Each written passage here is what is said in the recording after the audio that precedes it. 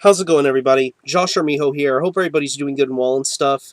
I'm here today to do another reviews in a nutshell segment. What that basically means is I'm going to be running down a couple of 2012 releases that have come out, but I wouldn't have had the chance to make full-on album reviews for it, so I wanted to shed some light on these releases in a rather quick and descriptive manner as best as I possibly can. So, right off the bat, I'm going to get started with the debut album from the band Secreted Entity, entitled Horrifying Hallucinations of Ungodly Activities. This is released on New Standard Elite, which, by the way, is a new record label run by Daniel from the band Inherit Disease. Really, really top-notch technical death metal band. Probably one of the best there is out there. Um, New record label, one of the first bands signed to this label. They're based out of Anaheim, California. And really, it's a very, very short album. It runs about a half hour, as would be the case for any kind of brutal death metal album. But really, with such a short album length, you're going to get some really, really impressive stuff. I mean, what's most impressive to me is the fact that the riffs verge from very, very crunchy and heavy to just near technical. Not overly technical, but technical to a point where you can appreciate what kind of work is being done with the guitars. I'm loving the way that the drums sound, just really, really solid snares, a lot of solid fast double bass. The vocals are just guttural and nasty and in your face. I mean, great tracks like Ruination, Sodomizing the Sick, Hydrocephalic Implosion, Stomped on Her Stomach. Some really, really brutal stuff going on here. Like I said, it's very short, but what you get is very, very impressive. And really, this is going to be on the short list of some of the best brutal death metal releases you'll find in 2012. I purchased this album directly from the band, and I think you should too if you ever get a chance to hear Secreted Entities. So check this band out, and I'm going to give the album an 8 out of 10. Very, very impressive. I wish it wasn't so short, and I wish there would have been lyrics in the booklet, but that's just a small complaint. Next up, we're going to be talking about the new Moonspell album, Alpha Noir. This is released on Napalm Records. This is the Digibook edition. This is Alpha Noir on one side, and on the other side is Omega White. The artwork is done by Seth from the band Septic Flesh. If I'm pretty sure you don't need an introduction to Moonspell if you've been into extreme metal or gothic metal, but this is probably one of the most prominent and well-known bands to come out of Portugal. I mean, just the styles and the music that this band has made throughout the last 20 plus years has just been really, really epic and amazing.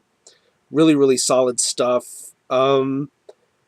Alpha Noir is somewhat of a conceptual piece, and I know Omega White is something a little different. I know that that would be considered like a bonus album, but for the most part, I'm going to talk about Alpha Noir just a little bit.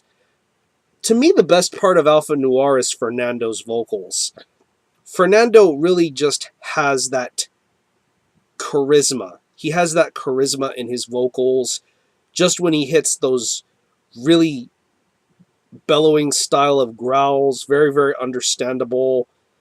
He has some really good clean singing too. His clean singing is just amazing.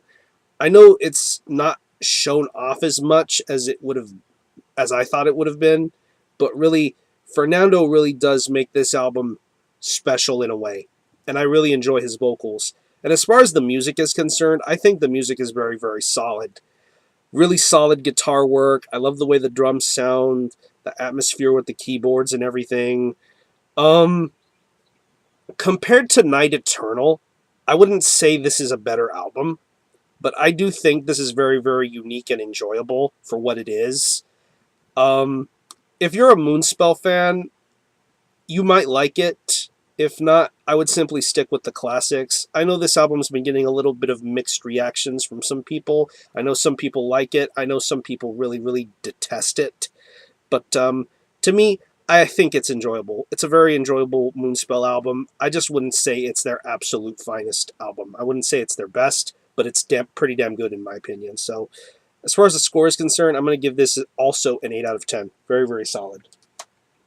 Next album is the new Torche, Harmonicraft. This is released on Volcom Entertainment. They're based out of Miami, Florida, and they play this very, very heavy, sludgy style of stoner metal, or a term they like to best describe as thunder pop. These guys have made a lot of material, but this is only their third full-length album. Between 2008 and now, they've released a lot of different splits and singles and EPs and all that stuff. I really like that Songs for Singles EP that they did a couple of years ago. Really, really awesome. And with Harmonicraft, this seems to be probably the most accessible thing this band has done yet. It's accessible, but yet it still maintains the classic qualities that you would know from a Torche album. Just very, very fast, solid drum work. The riffs are just gargantuan. They're heavy. The riffs are amazing. The solos are nice. I'm really loving the cheeriness, so to speak, in the way that the vocals are sung. Just really, really awesome, awesome vocals.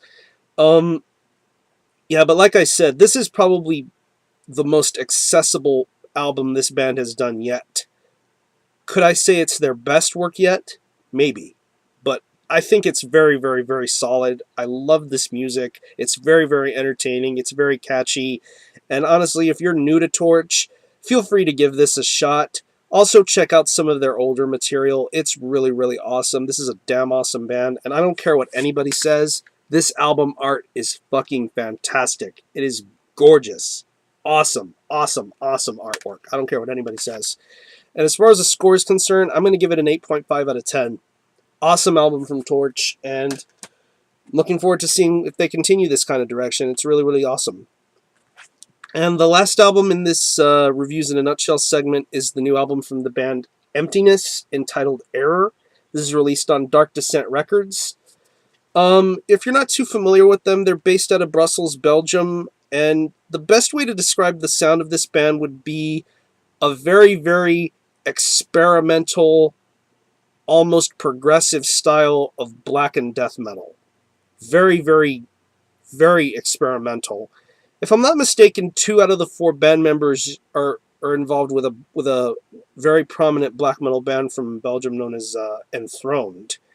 And you definitely pick up the style from that band with Emptiness.